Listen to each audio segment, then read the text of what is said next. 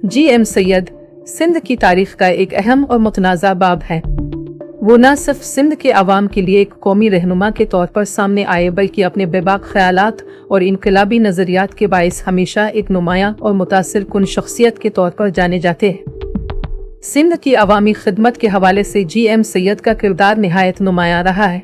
सिंध में सियासत करने के लिए जागीरदारों को, मजहबी जमायतों को भी सिंध के हुकूक की बात करनी पड़ रही है आज। ये जी एम सैयद के फ़िक्र की कामयाबी है। उनकी जिदोजहद का मकसद सिंध के वसाइल को सिंध के अवाम की फलाह व बहबूद के लिए इस्तेमाल करना था। उनकी क़ियादत में सिंध हारी कमेटी का क़याम एक ऐसी तहरीक की बुनियाद थी जिसने किसानों और गरीब तबकात के हुकूक के लिए आवाज़ उठाई। सिंध की सकाफत, ज़ुबान और हुकूक की हिफाजत के लिए उनकी कोशिशों ने उन्हें सिंध के अवाम के दिलों में ख़ास मकाम दिया। जी एम सैयद की ज़िंदगी में जो बात उन्हें मुतनाज़ा बनाती है वो उनके मुख्तलिफ नज़रियात और पाकिस्तान के क़याम के बारे में उनकी बदलती हुई राय।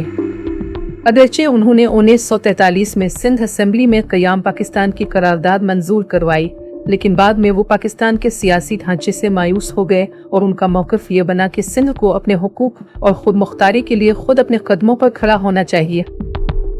उन्होंने कहा कि ये जो पीर, मीर, वडेरे, जागीरदार जो मुस्लिम लीग के रूप में आप मुसल्लत कर रहे हो सिंध पे, ये तो वही लोग हैं जो पहले भी खून चूसते रहे और अब भी वही खून चूसेंगे, तो लिहाजा उस पे इख्तिलाफ हुआ।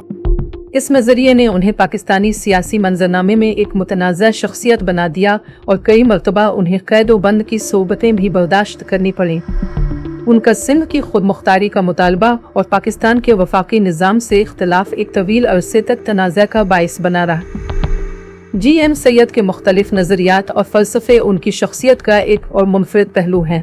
उन्होंने अपनी इब्तिदाई ज़िंदगी में सूफ़ीइज़्म और इस्लामी नज़रियात में दिलचस्पी ज़ाहिर की और सूफ़ी बुज़ुर्ग शाह अब्दुल लतीफ़ भिटाई की तालीमात से गहरा असर लिया। बाद अज़ां उन्होंने कौम परस्ती और सेकुलरिज़्म के नज़रियात को अपनाया और सिंध के हुकूक की तहरीक को आगे बढ़ाया। इस मुनफरिद नज़रियाती इम्तिजाज ने उन्हें सिंध में एक इनकलाबी सोच का अलमबरदार बनाया।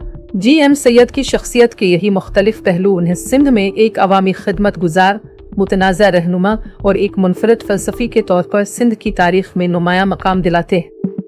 अपनी आखिरी सांस तक वो सिंध के हुकूक की जंग लड़ते रहे और उनकी शख्सियत आज भी सिंध के अवाम के लिए उम्मीद और जिदोजहद की एक मिसाल बनी हुई है।